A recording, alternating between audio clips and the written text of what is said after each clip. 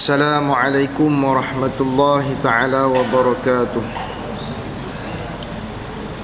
Alhamdulillahi rabbil alamin.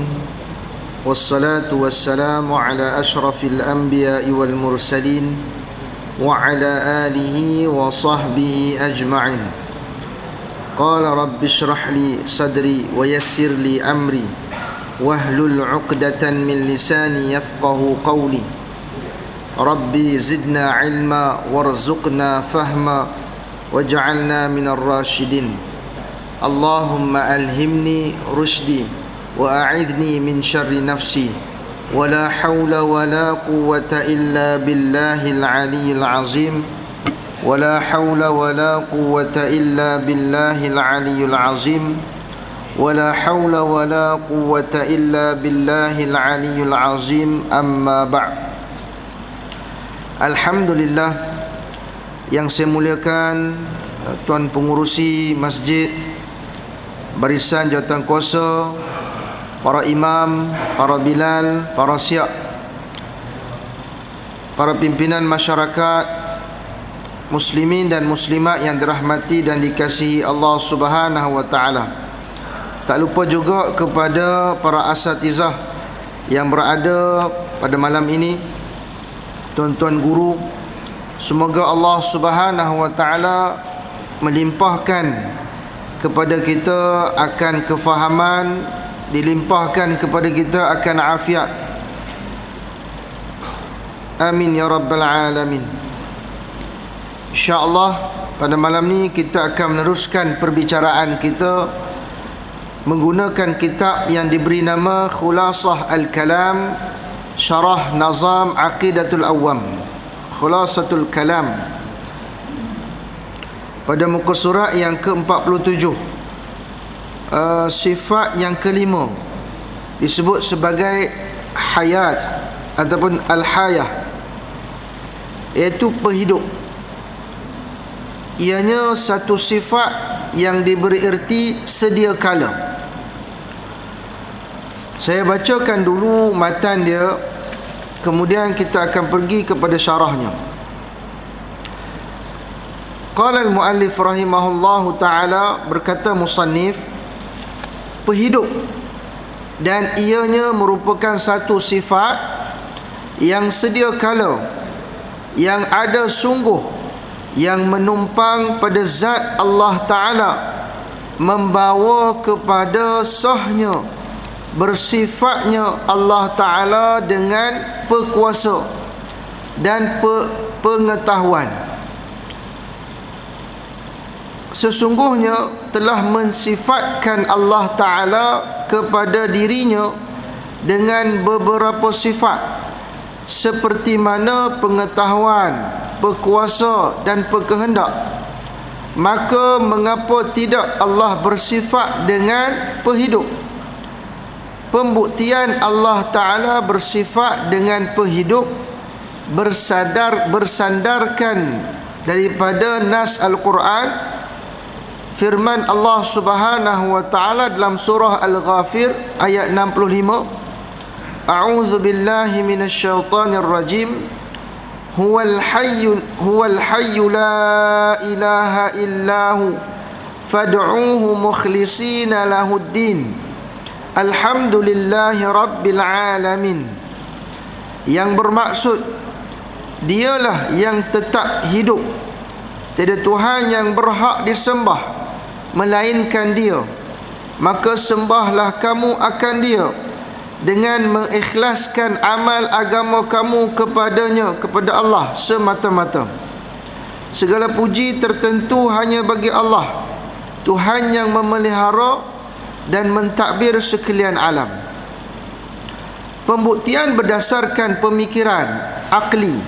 Sesungguhnya Allah Ta'ala bersifat dengan pengetahuan dan pendengar dan pelihat dan perkata, dan tidaklah boleh bersifat dengan segala sifat tersebut melainkan mereka yang bersifat dengan penghidup. Dan lawan bagi sifat penghidup itu ialah mati ataupun dipanggil Adam. Dan mati itu atau maut, mati itu kekurangan Mati itu kekurangan yang karut ke atas Allah Ta'ala. Itu yang disebut matan kitab ini, yang mana dikarang ataupun penulisnya Syekh Dr. Hisham Kamil Hamid Musa Asy-Syafi'i Al-Azhari. Para jemaah yang saya muliakan, alhamdulillah, kita syukur pada Allah Subhanahu wa taala pada nikmat yang paling besar, nikmat iman. Juga kita syukur pada Allah Subhanahu wa taala yang mana telah memberikan kepada kita nikmat kita berada dalam agama Islam. Juga kita syukur pada Allah Subhanahu wa taala yang mana telah mengistiqamahkan kita berada pada satu amal agama, iaitu dapat solat, dapat tunaikan semua perkara-perkara yang Allah Subhanahu wa taala suruh. Adapun semuanya perkara tersebut yang kita dapat lakukan bukanlah dengan sebab apa-apa, hanya sahaja kelebihan yang Allah Subhanahu wa taala beri kepada kita sebagai pinjaman, sebagai kurniaan kepada kita. Dan perkara ini menunjukkan kepada kita bahawasanya semestinya Allah Subhanahu wa taala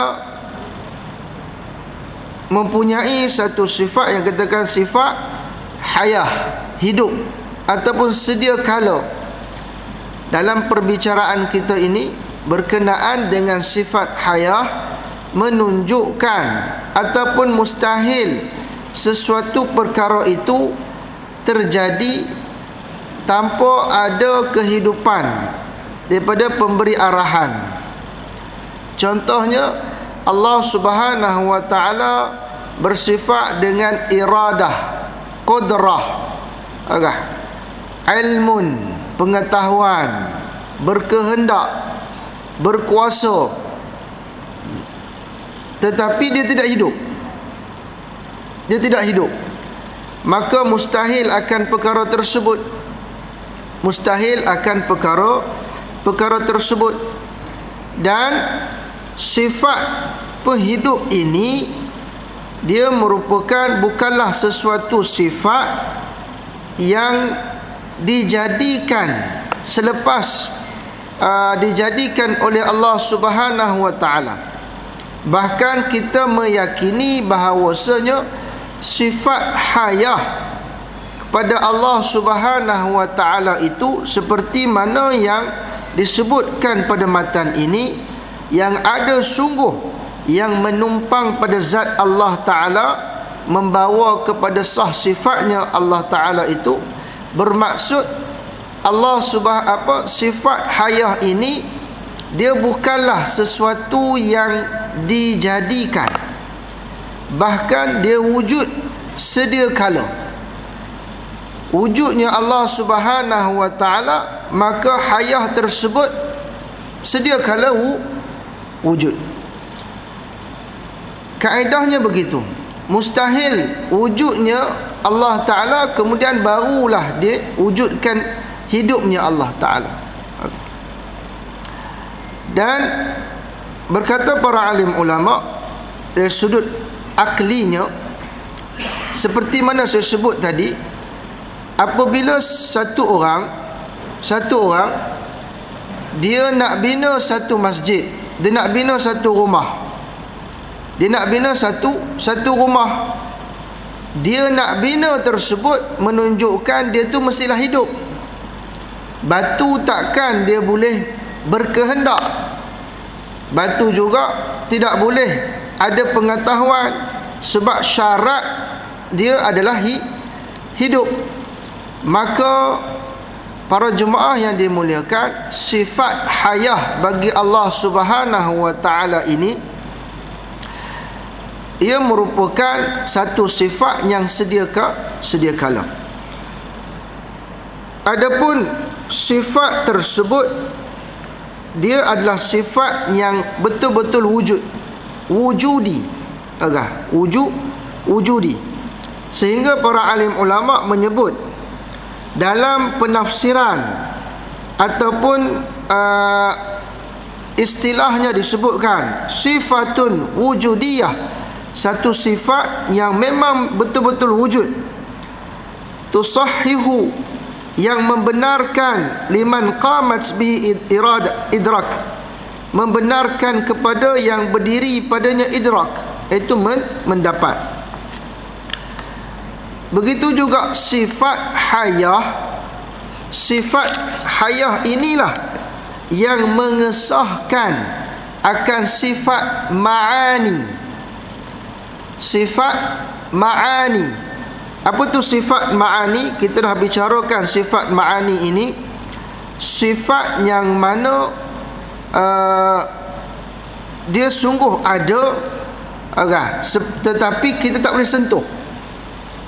Contohnya, satu orang tersebut, contohlah nak bagi faham, kita mendengar dengan pendengaran yang Allah Ta'ala berikan, kurniaan Allah. Namun boleh tak kita sentuh? Boleh tak kita genggam? Boleh tak kita raba? Mana dia pendengaran? Tak boleh. Siapa yang boleh, bagi tahu pada saya. Begitu juga kita sebut, kita melihat dengan penglihatan yang dikurniakan Allah Subhanahu wa taala.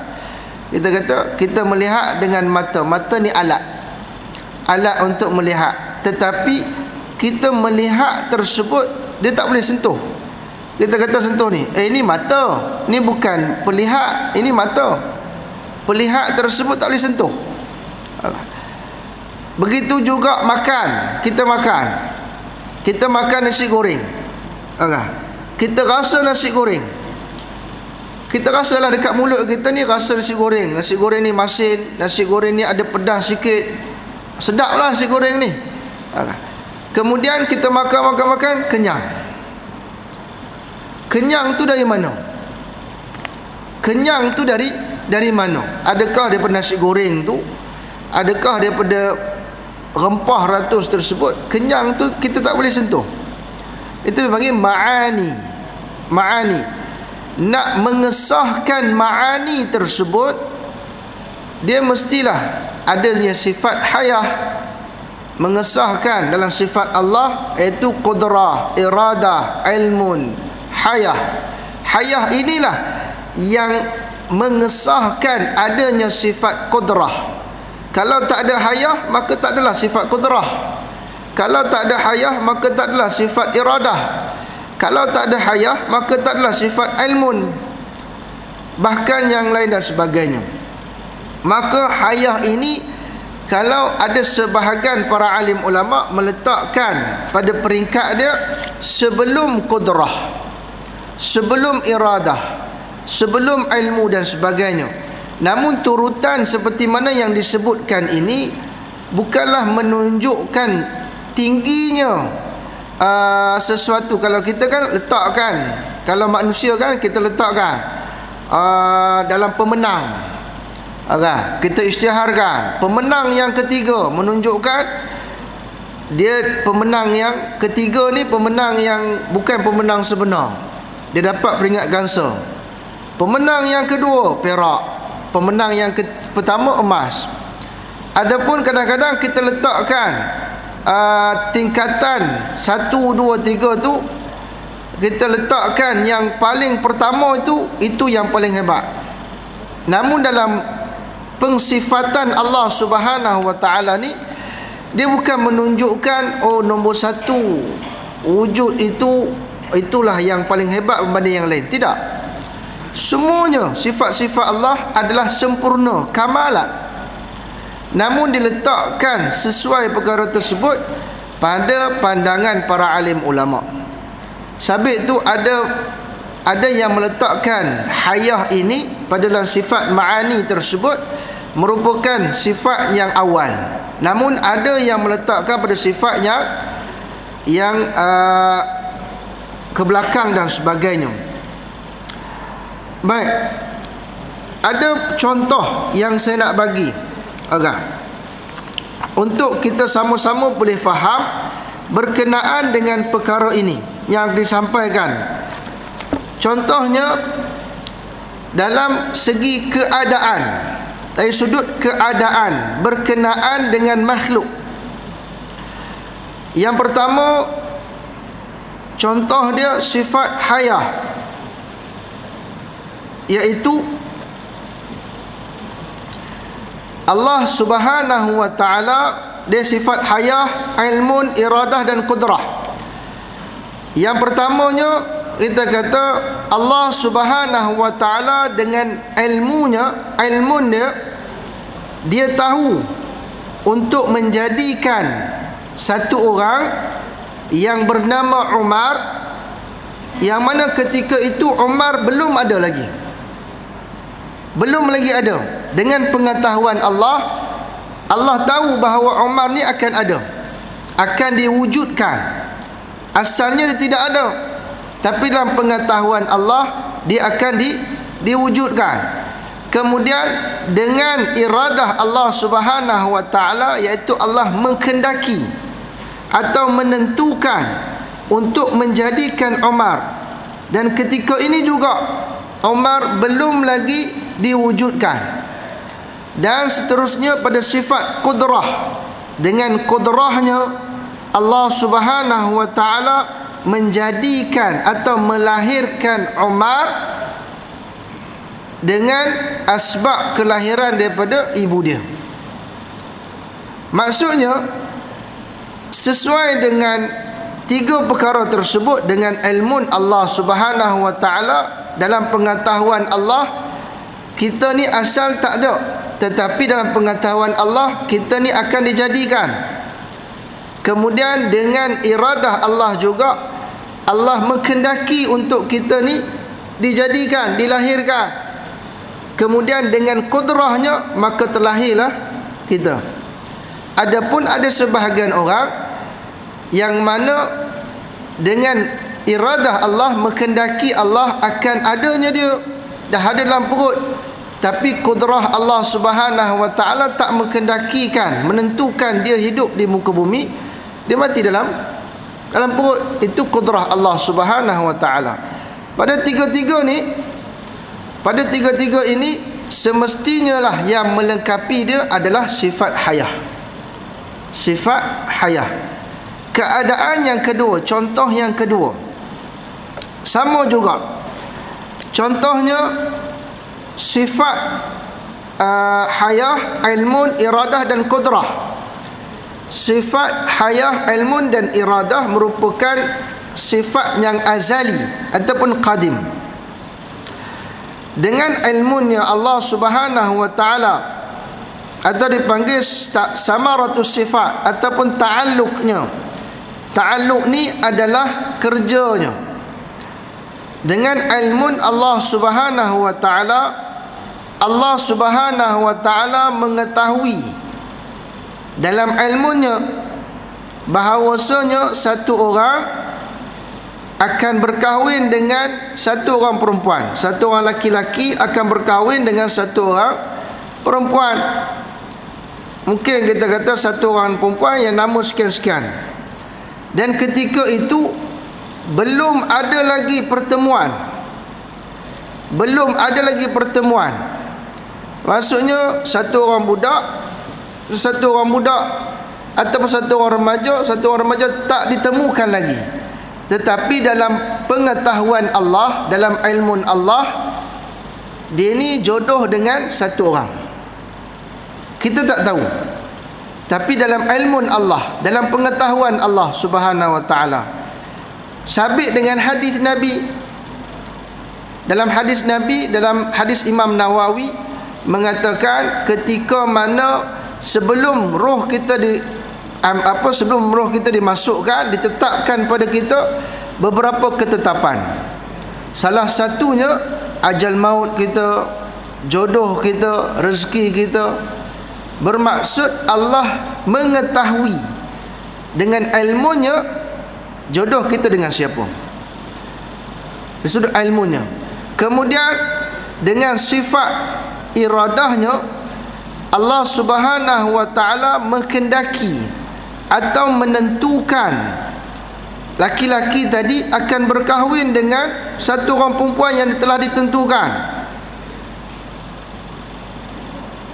Dalam iradah tersebut belum lagi terjadi perkahwinan tersebut, belum lagi dipertemukan. Maksudnya dia menentukan dan menghendaki. Namun bila sampai pada peringkat kudrah Allah Subhanahu wa ta'ala yang disebut sebagai hadis imkan, dengan kudrahnya Allah menjadikan laki-laki tersebut berkahwin dengan perempuan pada waktu tertentu. Contohnya selepas tamat pengajian, laki-laki dan perempuan tersebut pertemuan mereka di tempat pengajian, ataupun pertemuan mereka dipertemukan oleh ibu ayah, itu semua adalah iradah Allah Subhanahu wa ta'ala, dan terjadinya perkahwinan dengan kudrah Allah Subhanahu wa ta'ala, dan semuanya itu asalnya memang dalam pengetahuan Allah Subhanahu wa ta'ala. Dan pelengkapnya pada tiga-tiga tersebut adalah Allah itu hayah. Mustahil pada, kalau kata Allah tidak hayah, mustahil ada tiga-tiga sifat tersebut. Semestinya Allah itu hayah, dan ini disepakati oleh semua para alim ulama akan sifat hayah tersebut. Adapun saya tak bicarakan berkenaan dengan tanjizil qadim, tanjizil hadis dan sebagainya. Sama juga contoh yang lain berkenaan dengan perkara ini. Contohnya, seseorang boleh menghasilkan sebuah bakul. Seseorang dia boleh menghasilkan sebuah bakul jika dia hidup. Itu sifat hayah. Ada pengetahuan tentang bakul, itu sifat ilmun. Ada kemahuan atau kehendak untuk membuat bakul, itu sifat iradah. Dan berkuasa atau mampu membuatnya, itu sifat kudrah. Untuk memahami ini, dilengkapkan empat tersebut dengan sifat tersebut. Syarat dia melengkapnya itu atau dengan sifat hayah. Dia bagi satu tamsilan yang kita sebut tadi. Satu orang manusia, dia nak buat bakul. Keinginan buat tersebut, angan-angan untuk buat tersebut tak akan jadi kalau orang tu mati. Dia mesti hidup. Satu orang tu bila dah mati, dia tak ada keinginan dah, dia tak ada cita-cita dah.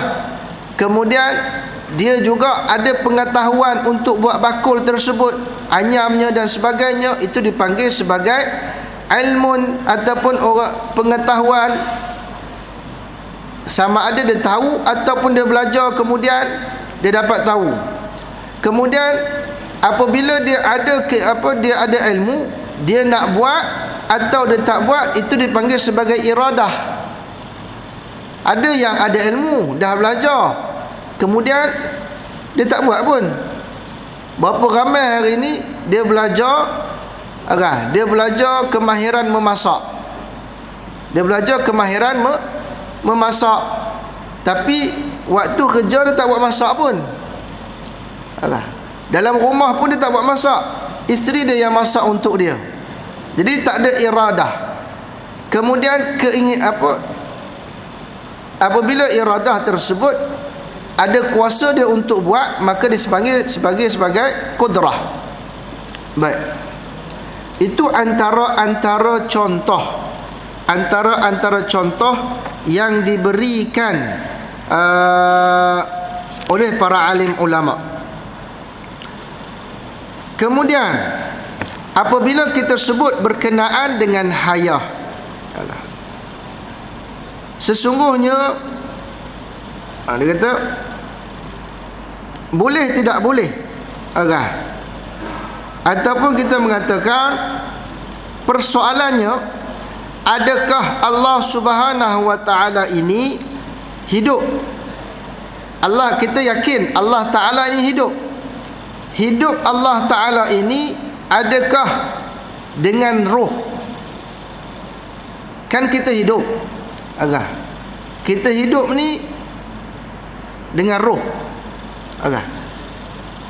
Yang pertama, adakah Allah taala ini hidup dengan roh? Yang kedua, adakah makhluknya Allah jadikan ini semuanya memerlukan roh? Memerlukan roh, angkat sifat hayah tadi.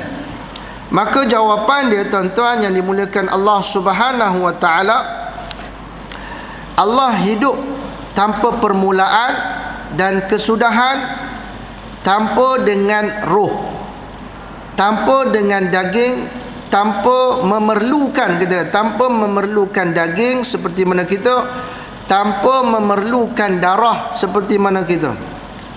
Roh, daging, darah, urat dan sebagainya itu Allah tidak memerlukan.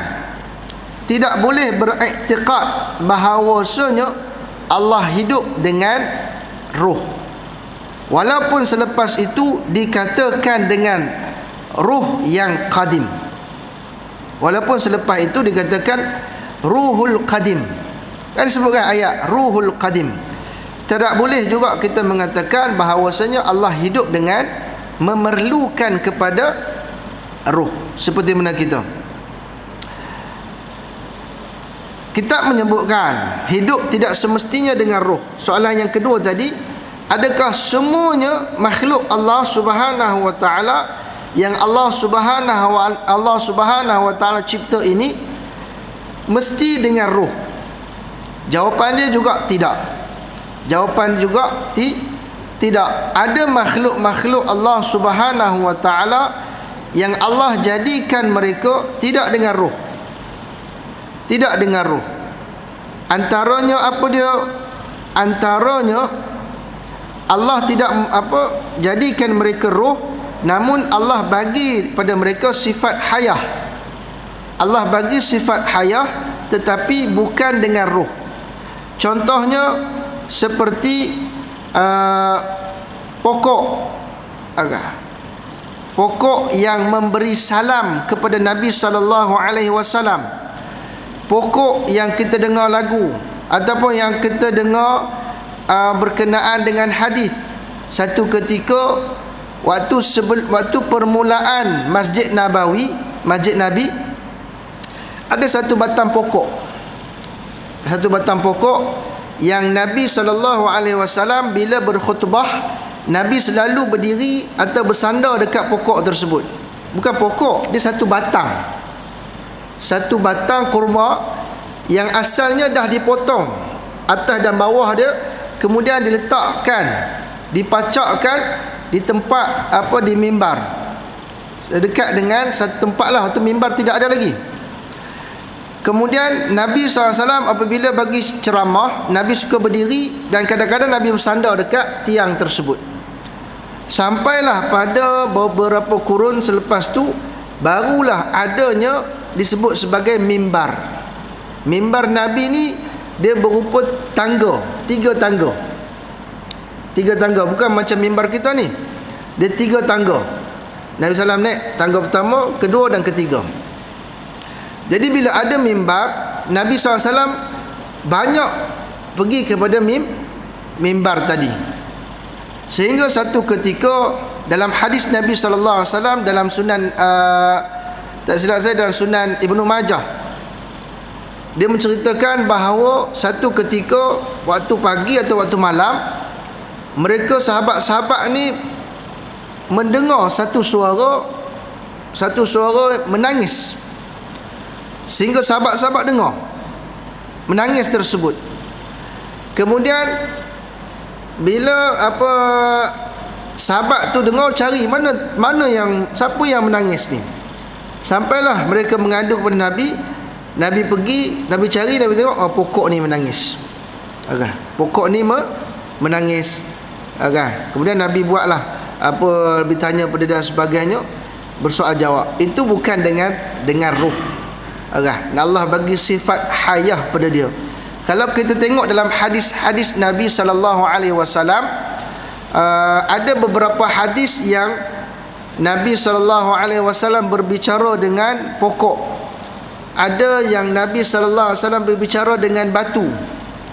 Ada yang dan macam-macam. Adapun semua-semua tersebut dia merupakan benda yang asalnya memang mati. Namun Allah bagi sifat hayah kepada mereka, tetapi bukan dengan ruh. Bukan dengan ruh. Ruh ini sesuatu yang boleh kita bergerak dan sebagainya. Adapun pokok, adapun batu dan sebagainya, mereka hidup. Mereka ini hidup tetapi tidak dengan ruh. Dan ada lagi beberapa makhluk yang lain. Adapun sifat Allah Subhanahu wa taala ini semestinya dia ada dan memang wujudi. Yang kedua, sifat tersebut sifat yang qadim, tanzihil qadim, iaitu sedia ada. Bukanlah diwujudkan selepas itu dan sebagainya, dia sedia ada. Dan tidak ada permulaan baginya sifat wujud hayah tersebut, dan tidak ada pengakhiran bagi dia sifat hayah tersebut. Dan sifat hayah ini kekal selamanya pada Allah Subhanahu wa taala. Dan sifat hayah ini bersalahan, tak sama dengan sifat hayah makhluk. Tak sama. Kita ada sifat hayah tak? Kita ada sifat hayah. Sifat hayah kita bagaimana? Kita boleh bernafas, kita boleh berjalan, kita boleh berbicara, kita boleh berlari. Itu sifat hayah. Adapun sifat hayah kita ini, adakah kesempurnaan diri kita? Tidak. Sifat hayah yang kita miliki ini adalah kurniaan Allah Subhanahu wa taala yang bersifat, kita kata sifatnya sementara. Sifatnya sementara. Hari ini kita hidup, satu masa kita akan mati. Dan dalilnya apa dia? Dalilnya dalam Al-Quran pun sebut, kullu nafsin za'iqatul maut. Setiap yang bernyawa, setiap yang ada roh, pasti dia akan mati. Setiap yang hidup pasti akan mati. Pada siapa ayat ni? Pada makhluk. Tak kiralah dia, maksudnya ayat ni pada sesuatu yang hadis, sesuatu yang dijadikan, sesuatu yang diciptakan. Tak kiralah sama ada dia ini manusia, makhluk yang berupa binatang, makhluk yang berupa malaikat, hatta makhluk yang kita kata pencabut nyawa sendiri, yang punya hayah pada dia, dia juga akan merasa mati dan sebagainya. Adapun Allah Subhanahu wa taala, dia kekal dengan sifat hayah tersebut. Juga sifat hayah ini tidak memerlukan kepada Tuhan lain atau mukhassis untuk menjadikan Allah Ta'ala ni hidup. Tidak. Dan sifat hayah ini tunggal.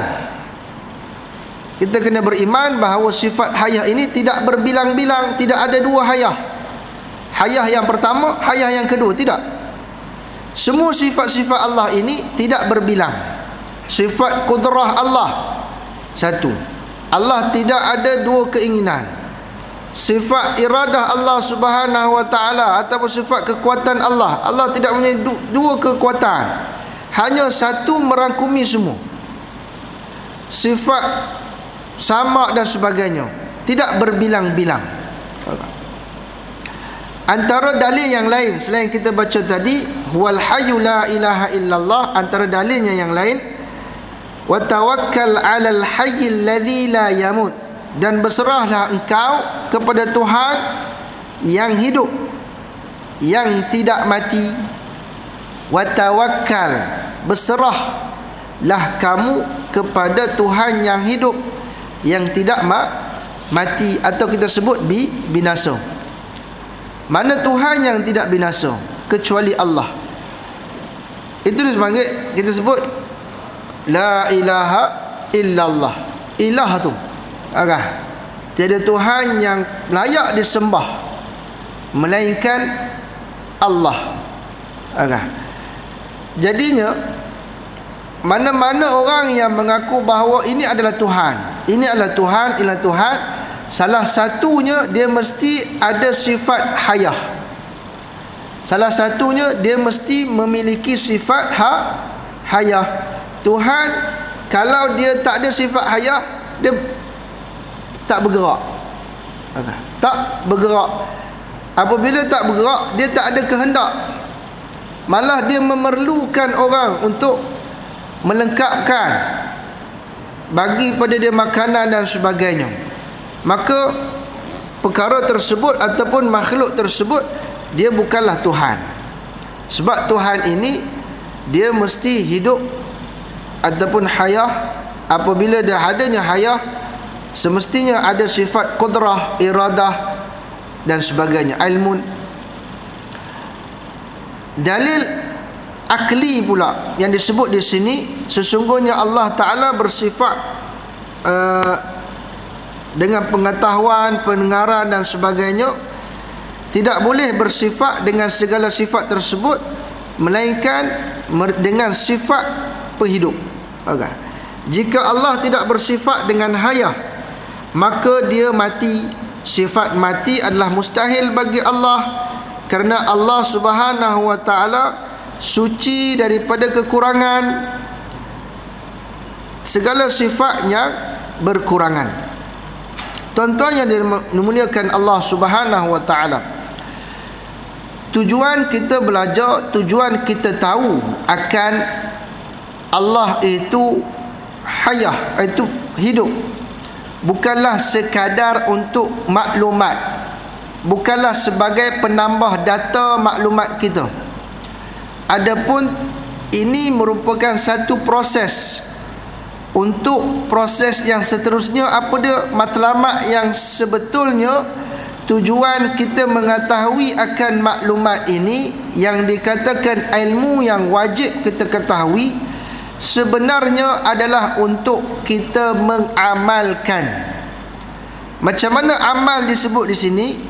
Apabila satu orang tersebut dia tahu bahawa Allah itu hidup, Allah itu berkehendak, Allah memerhati, Allah basar, Allah sami' dan sebagainya, maka dengan perkara-perkara tersebut menghalang dia daripada untuk buat segala benda-benda yang kejahatan.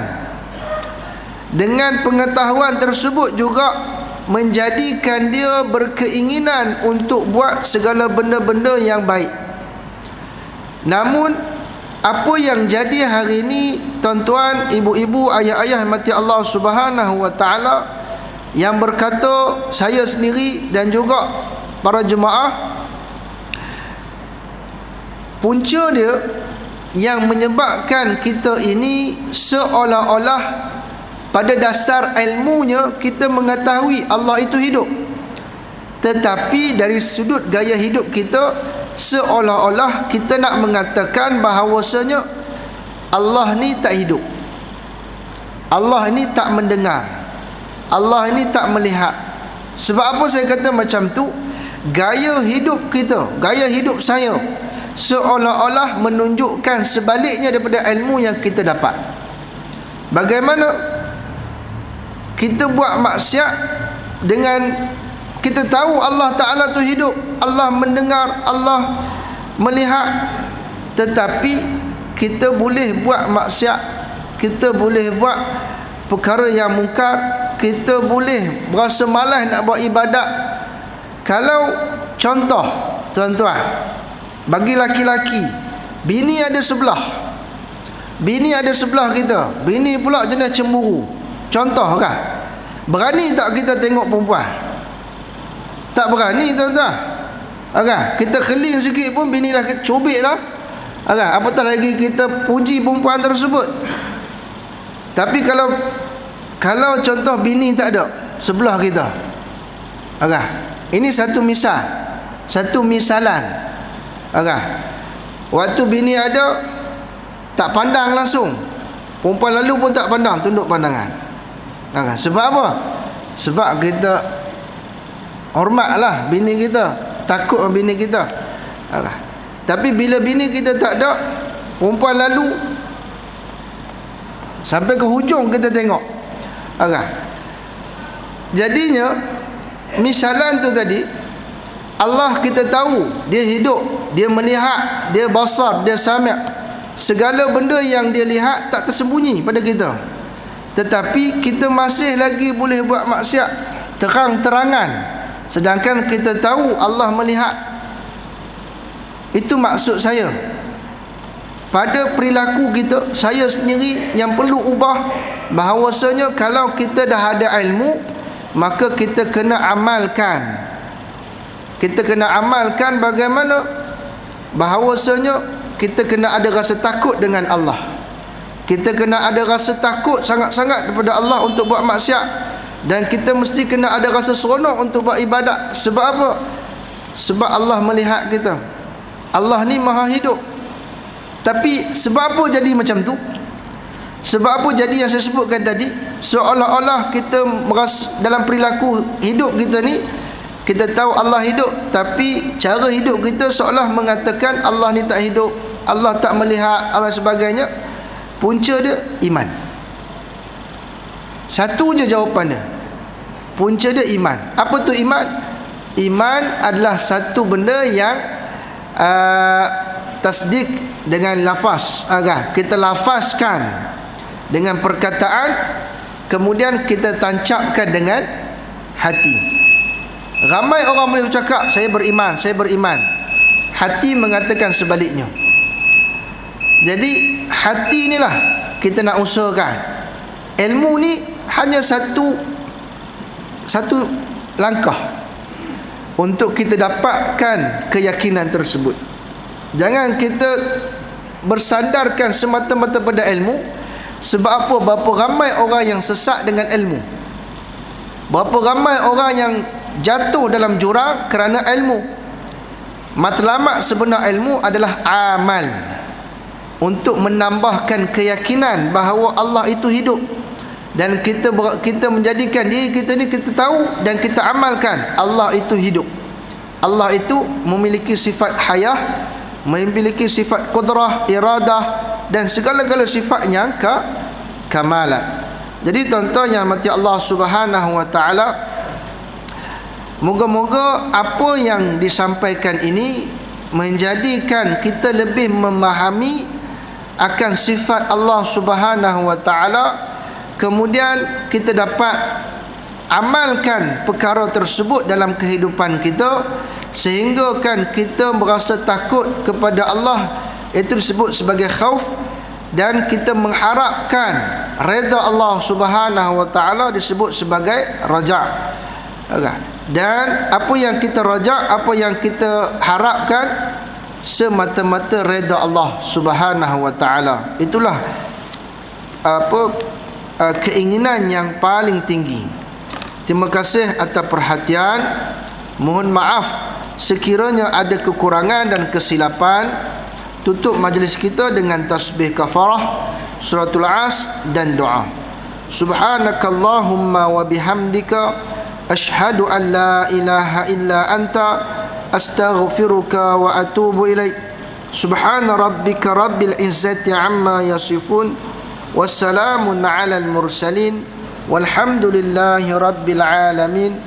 Bismillahirrahmanirrahim. Wal 'ashr innal insana lafi khusr illa alladhina amanu wa 'amilus salihati wa tawasaw bil haqq wa tawasaw bis sabr.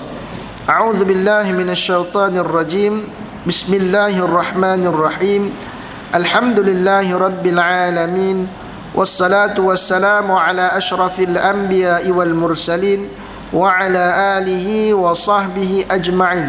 Allahumma ja'al jam'ana jam'an marhuma wa tafarruqana min ba'dihi tafarruqan ma'suma. Wa sallallahu ala sayyidina Muhammad wa ala alihi wa sahbihi wa baraka wa sallam. Walhamdulillahi rabbil alamin. Assalamualaikum warahmatullahi taala wabarakatuh.